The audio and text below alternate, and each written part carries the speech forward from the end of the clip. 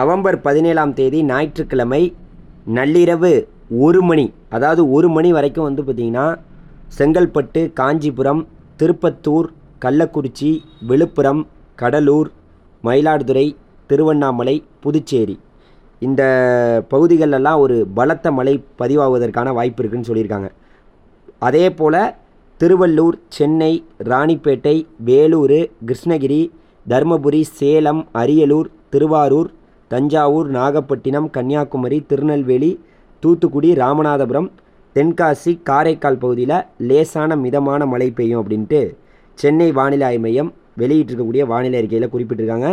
அதனால் குறிப்பாக செங்கல்பட்டு, காஞ்சிபுரம், திருப்பத்தூர், கள்ளக்குறிச்சி, விழுப்புரம், கடலூர், மயிலாடுதுறை, திருவண்ணாமலை, புதுச்சேரியில் ஒரு பலத்த மழை வந்து பார்த்திங்கன்னா 17ஆம் தேதி, அதாவது 1 மணி வரைக்கும் வந்து பார்த்திங்கன்னா இரவு 1 மணி வரைக்கும் மழை இருக்குங்கிற செய்தியை சொல்லிக்கிறேன்.